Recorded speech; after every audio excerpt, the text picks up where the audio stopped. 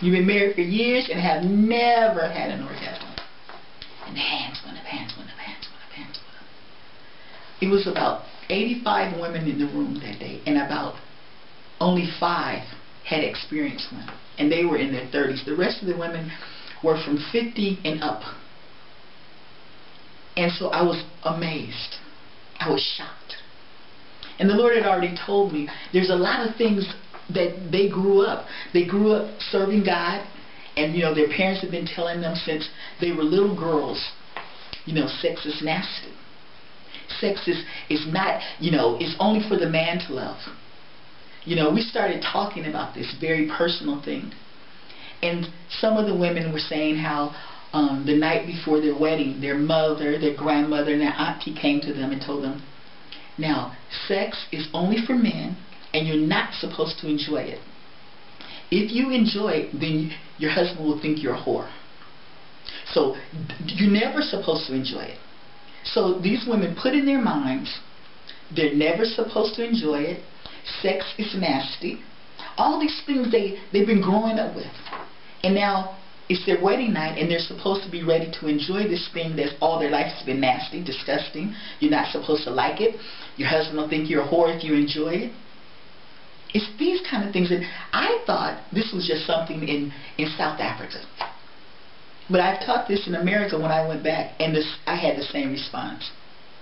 I listened to the Oprah show and all these people that are not interested in making love to each other anymore. I believe that's from the pit of hell. Do you hear me? It's time for you, husbands and wives, to get back together. The word said that the marriage bed is honorable in all. And the marriage bed is undefiled.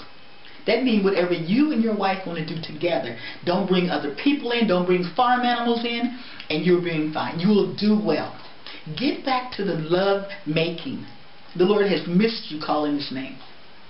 Just a joke, I had to say that. But no, really, getting back to it, why don't you enjoy sex? Have you thought about that? Has it become just a chore? Have you decided that it's not worth the energy? I'm too tired. Don't you know that God can do anything?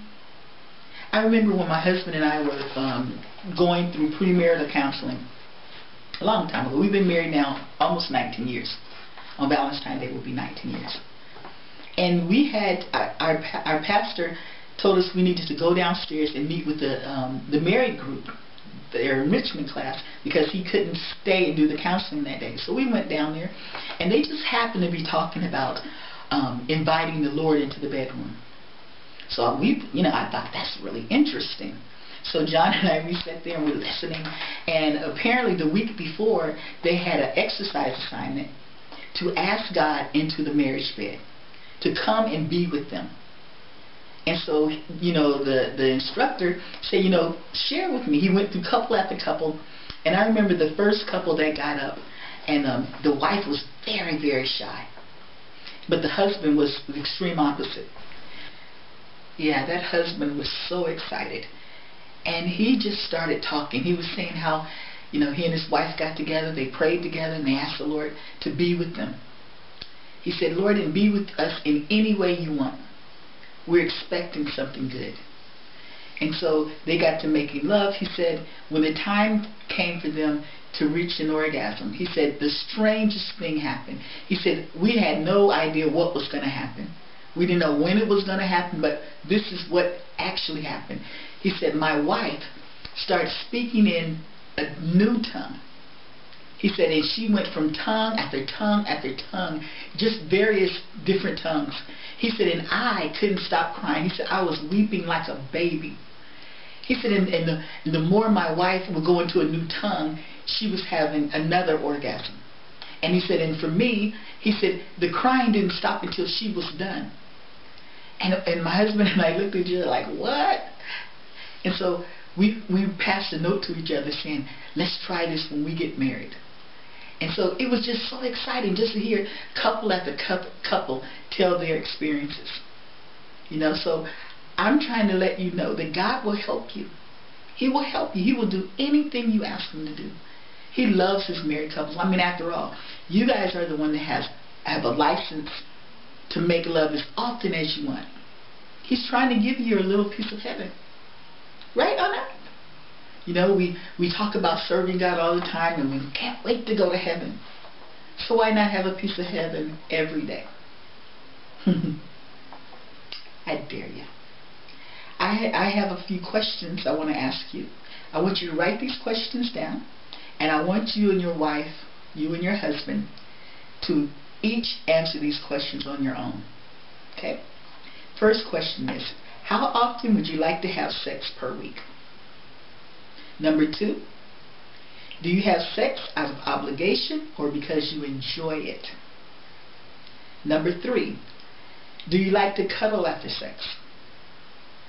That's really important to women especially, but I find that it's also important to men, especially once you guys become very intimate with each other. Now I'm not talking just having sex, but being intimate with each other. Number 4, is it hard for you to express yourself sexually? Number 5, how important is foreplay to you? Number 6, would you like foreplay to start before you go to bed? In other words, you know, a phone call at work, some pillow talk through the day, you know, little pat here and there. Number 7, do you feel it's your husband's job to be the aggressor sexually? Does your spouse make you feel sexy and desirable? That's number 8. Number 9, do you need to be told that you are sexy and attractive before you can really feel sexy? And last question, do you try to please your spouse before yourself? Big question. Now, after you guys have answered the questions, I want you to exchange papers. And I want you to take one day, just read it several times through the day. And without judging what your partner has said, I want you to put a star by the things that you want to implement in the marriage. So say, for instance, if your wife says she'd like to have sex once a week, and your answer is 6 times a week, then you guys are going to need to come up with a happy medium. It's only right, because it's not just your body alone. Remember that. And then after you do that, the things that you want to implement, then go for it. I mean, you're married, you can do it. I don't have to tell you what to do. Oh man, I am just enjoying myself tonight. Really, I am. So now, go ahead and do that. But I dare you. I'm adding a dare to you. You know, when we were kids, we said, I double dare you. Well, I double dare you to ask the Lord to be with you. See what will happen. See if He won't do what He said. Eyes haven't seen, ears haven't heard. And I want you to really try it. Don't be afraid. I know some people say, I don't want the Lord looking. Well, guess what? He's everywhere at every time. At all times, He can see anything.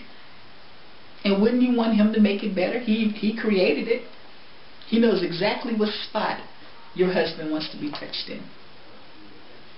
Husband, the Lord knows just where your wife wants to be touched and when.